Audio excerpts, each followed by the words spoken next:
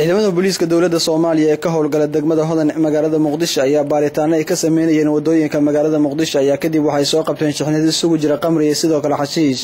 waxaana saxaafadda loo soo bandhigay shixnadahaas iyadoo halkaas ay ka hadleen qaar ka tirsan taliyayaasha ciidamada booliiska dawladda Soomaaliya shixnadahan isugu jira xashiishka iyo qamriga ayaa waxaa lagu soo qabtay sideedin muuqataba labada nin oo iyagu watay baabuur nooca kaarib ah isla markaasina ciidamada booliiska ay u dhaadhiciyeen saldhigga degmada Hodan ee magaalada Muqdisho kadib soo bandhigista shixnadahan isugu jira qamriga iyo xashiishka ayaa waxaa saxaafadda la hadlay gaashaan la dhexe Maxamed Garaar oo isagu ka warbixinaya shixnadahan la soo qabtay iyo raggan lagu soo qabtay meeshaan arkaysan ba saldhigga booliiska Hodan wuxuu xalay abaarihii markay saacada ahayd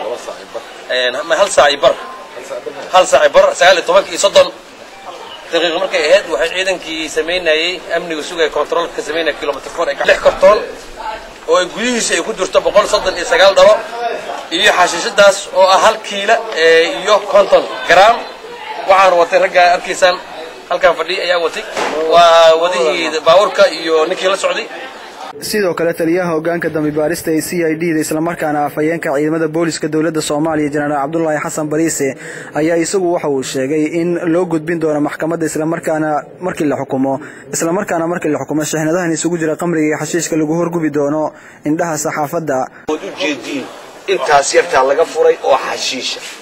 intaas maxkamadda la horgeeyna maxkamadda marka la horgeeyana in goob loo dhan yahay oo khudbad sireedahay lagu gubo annaga ballan qaadayna hadii Allah uu daro si dadku u ogaado waxaan qabano iyo sida muxuu ahay dib laga yeelo markii tan ninkii adduunka ku sii daaya Soomaaliya waa nin Soomaaliya muxuu ahay dhamaantood isku qarxiyo kale hadaba arrintan ayaa waxay xaqiijinaysaa kadib markii taliska ciidamada booliiska dawladda Soomaaliya ay sheegeen in ay fulin doonaan howlgalo lagu xaqiijinayo ammaanka magaalada Muqdisho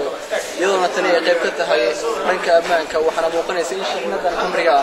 ay soo qabteen ciidamada booliiska dawladda Soomaaliya hase ahaatee ciidanka booliiska ay sheegeen in la horgeyn doono maxkamadda isla markaana lagu gudbi doono goob fagaara ah